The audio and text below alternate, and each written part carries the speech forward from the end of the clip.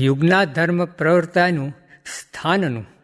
સ્વામિનારાયણ હરે સંવત 1877 શ્રાવણ વદી 13ને દિવસ સ્વામી શ્રી સહજાનજી મહારાજ પોતાના ભક્તજનને સુખ દેવાને અર્થે સારંગપુરથી ચાલ્યા તે ગામ શ્રી કુંડળ પધાર્યા અને તે કુંડળ મધ્યે અમરા પડગરના આથમણા ઓરડાની ઓસરીએ ઢોલિયા પર ઉત્તર મુખારવિંદે વિરાજમાન હતા અને મસ્તક ઉપર ધોરી પાગ બાંધી હતી તથા ધોરી પછેડી ઓળી હતી તથા ધોરો સલવાર પહેર્યો હતો તથા ધોરો અંગરખો પહેર્યો હતો અને પોતાના મુખારવિંદની આગળ મુનિ તથા દેશ દેશના હરિભક્તની સભા ભરાઈને બેઠી હતી. પછી મુક્તાન સ્વામી પ્રશ્ન પૂછ્યો જે, હે મહારાજ, જીવના હૃદયમાં યુગના ધર્મ પ્રવર્તે છે તેનું શું કારણ છે? પછી શ્રીજી મહારાજ બોલ્યા જે, યુગના ધર્મ પ્રવર્તે છે તેનું કારણ તો ગુણ છે. તે જ્યારે શુદ્ધ સત્વગુણ વર્તતો હોય ત્યારે તેના હૈયામાં સતયુગની પ્રવૃત્તિ હોય અને જ્યારે સત્વ અને રજ ભેળા વર્તતા હોય ત્યારે તેના હૈયામાં ત્રેતાયુગની પ્રવૃત્તિ હોય અને જ્યારે રજ ને તમોગુણ ભેળા વર્તતા હોય ત્યારે તેના હૈયામાં દ્વાપર યુગની પ્રવૃત્તિ હોય અને જ્યારે એકલો તમોગુણ વર્તતો હોય ત્યારે તેના હૈયામાં કળિયુગની પ્રવૃત્તિ હોય. એમ ગુણે કહીને યુગની પ્રવૃત્તિ છે. પછી વળી મુક્તાન સ્વામી પૂછ્યું છે, ગુણની પ્રવૃત્તિ થવાનો શો હેતુ છે? પછી શ્રીજી મહારાજ બોલ્યા છે, ગુણની પ્રવૃત્તિનું કારણ તો કર્મ છે. તે જેવા પૂર્વ કર્મ હોય તેવા ગુણની પ્રવૃત્તિ થાય છે. માટે જેને રજોગુણ ને તમોગુણ વર્તતા હોય ને તે જો એકાગ્ર થઈને ભગવાનનું ધ્યાન કરવા જાય તો થાય નહીં.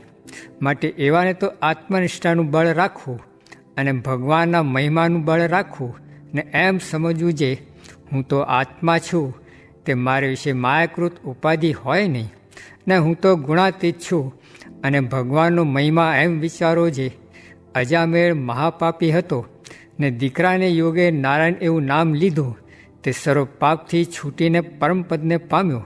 તો મને તો તે ભગવાન પ્રત્યક્ષ મળ્યા છે અને રાત દિવસ તે ભગવાનનું હું નામ લઉં છું, માટે હું તો કૃતાર્થ થયો છું.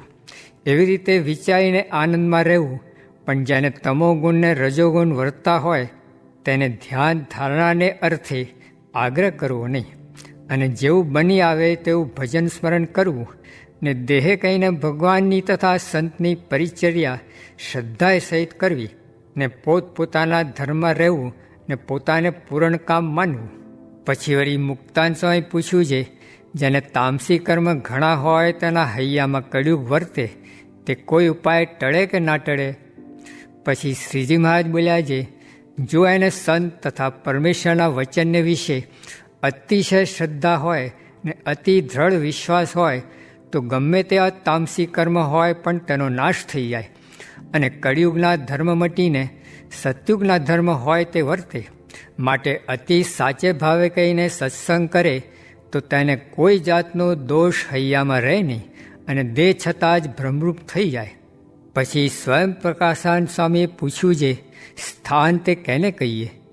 પછી શ્રીજી મહારાજ બોલ્યા છે, 4 વર્ણ અને 4 આશ્રમ તેને જે પોતપોતાનો ધર્મ તેને સ્થાન જાણવું. અને તમે ત્યાગી છો તે તમારાથી જો ત્યાગનો પક્ષ મૂકીને ગ્રસ્તને માર્ગે ચલાય તો તે સ્થાનક થકી ભ્રષ્ટ થવાનું એમ જાણવું. માટે ગમે તેવો આપતકાળ પડે અથવા અમે આજ્ઞા કરીએ તો પણ તમારે પોતાના ધર્મમાંથી ચડવું નહીં. અને જેમ ગ્રસ્ત વસ્ત્ર તથા અલંકારે કહીને અમારી પૂજા કરવાની ઈચ્છે તેમ તમારે ઈચ્છવું નહીં. તમારે તો પત્ર, પુષ્પ, ફળ અને જડે કહીને પૂજા કરવી ને એવી પૂજાએ કહીને જ આનંદ માનવો. પણ પોતાના ધર્મથી ચલાયમાન થઈને પરમેશ્વરની પૂજા કરવી એ ઠીક નહીં. માટે સર્વેને પોતાના ધર્મમાં રહ્યા થકા જેટલી પૂજા થાય તેટલી કરવી એ અમારી આજ્ઞા છે. તેને દ્રઢ કહીને સર્વે રાખજો. ઇતિ વચનામૃતમ. એવી રીતે સારંગપુર પ્રકરણનું 9મું વચનામૃત જે તે થયું. ભગવાન ભજીએ છે તેમાંથી બહુ જ મોટો લાભ થશે. તે એક બ્રહ્માંડ જેટલો ન કહેવાય ને 100 બ્રહ્માંડ જેટલો પણ ન કહેવાય. સ્વામિનારાયણ હરે સ્વામીએ વાત કરી જે મહારાજનો મત તો કથા, કીર્તન, વાર્તા, ધ્યાન એ જ કરાવવું છે ને માણસને તો સ્વભાવ પડી ગયા તે બીજું કર્યા વિના રહેવાય નહીં. ત્યારે હવે આપણે શું કરીએ? ને આવો જોગ છે તેમાં નહીં સમજાય ને સ્વભાવ મૂકીને મોટા સાથે નહીં જોડાય તો તે મોડો ધામમાં જશે. એમાં કાંઈ ભગવાનને ઉતાવળ નથી ને આ કારખાના તો દાડે દાડે વધતા જશે. સ્વામિનારાયણ અરે સ્વામીએ વાત કરી જે કલ્યાણનો ખપ કેવો રાખ્યો જોઈએ. જે 69 કાળમાં ભીમનાથમાં રાકા માગવા આવતા ને કરગરતા ને તેને ધક્કા મારે પણ જાય નહીં એવો ખપ રાખવો. સ્વામિનારાયણ હરે સ્વામીએ વાત કરી જે ભગવાન મળ્યા પછી કરવાનું એ છે જે જાણપણારૂપ દરવાજે રહેવું તથા સંગ ઓળખવો તથા હઠ માન ને ઈર્ષા ન રાખવી. સ્વામિનારાયણ હરે સ્વામીએ વાત કરી જે પ્રિયવ્રતના દ્રષ્ટાંતથી કહ્યું જે એ તો ગૃહસ્થાશ્રમમાં હતા ને છોકરા થયા પણ ભાગવતા આત્મરામા એવા હતા ને સ્ત્રીને જોગે કરીને છોકરા થાય. જેમ પેશાબ નીકળે, મળ નીકળે, થૂંક નીકળે, નાવું ખાવું એ જેમ ક્રિયા થાય છે તેમજ એ પણ ક્રિયા થાય પણ તેનું સ્મરણ ચિંતવન મનન ન થાય ને ચિંતવન તો ભગવાનની કથા વાર્તાનું થાય. તે કહ્યું છે જે પ્રિયવ્રત તો ભગવાનની કથાથી વિરામ ન પામતા હતા એટલે એ તો સર્વેથી જુદા જ હતા ને એમાં તો માલ એવો છે જેમ ભવાયાને વિશે સ્ત્રીની ભાવના છે તે અજ્ઞાને કરીને છે તેમ આ પણ અજ્ઞાને કરીને મનાય છે પણ ખોટું છે. સ્વામિનારાયણ હરે સ્વામીએ વાત કરી જે ગ્રામ્ય કથા કર્યા કરે ને તેમાં ભક્તિ મનાવે ને મોટેરા હોય તેને કોઈથી કહેવાય પણ નહીં ને કોઈ કહે તો ભક્તિનો ઓથ લઈને તેને પણ સોરી પાડે ને એમાંથી નોખું પડવું હોય તેને તો અનેક કળા છે તે ખસી જાવું. સ્વામિનારાયણ હરે સ્વામીએ વાત કરી જે આ દેહે ભગવાનને ભજી લેવા ને દેહ તો હમણાં પડશે માટે આ તો વીજળીના ઝબકારામાં મોતી પરોવી લેવું તેમ થોડામાં કામ કાઢી લેવું ને કોઈ વાતનો મમત કે પક્ષપાત ન રાખવો કાજે એમાં બહુ ભૂંડું થાય છે.